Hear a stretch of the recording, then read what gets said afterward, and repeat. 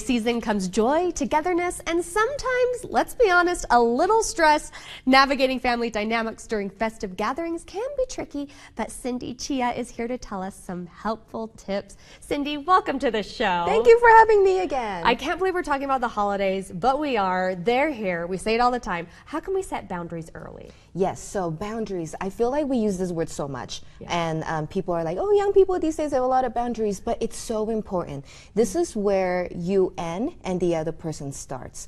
So, for example, if we both already have resentments or like past history, our boundaries will be we will never go there again, or we'll never talk about it again if we have had closure, right? Or like if it's a sensitive topic, that's where I end, and then you meet me halfway to where like, okay, we will not touch on that because it's very sensitive for our relationship. That's how boundary works. It's not like I don't want to have, I'm going to talk to you, or you don't come to my house. No, it's more of like, I respect you and you respect me, and we meet halfway in that. I love that. I've never heard boundaries described that way, and I love that. How can we, practice emotional regulation techniques? Because this is going to be important at those holiday dinners.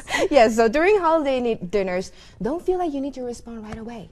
Sometimes when people talk about, especially this year, election, politics, it's like, you need to pause a little bit and be like, is this worth fighting about? Or is this worth proving that I'm right? Is this worth changing other people's mind?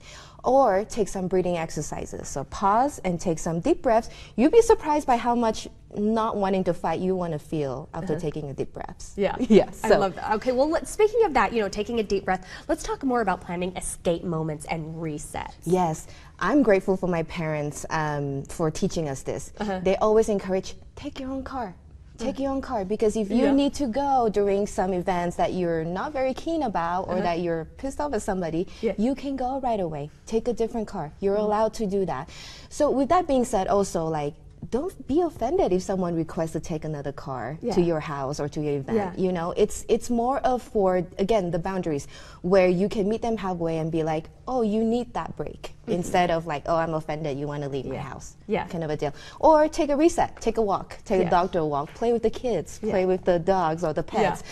Those are some very good mental breaks sometimes. It's a really good mental break to play with the dogs and pets. I have found many people do that. So how can we focus on, the positive and common ground, because really we have more in common than we don't. Yes, thank you for saying that, because I feel like we do have so much more in common than we want to admit. I think sometimes we focus so much on the differences, like you look different, blah blah blah, you look different than me, you speak a different language. But like if we find some common grounds, like for me and my relatives and my cousins, we don't grow up together, so it's difficult to find common ground sometimes. So our common grounds are usually our kids. It's like, oh, we have similar age kids, and what do they do now? What can they do? Not thinking it, not saying it in like a competitive way, like, oh, my kids can read and your can't. That can happen. No, it can happen. But more of like, oh my gosh, they dance ballet together. What can they do? And things like that. So shared interests or common interests.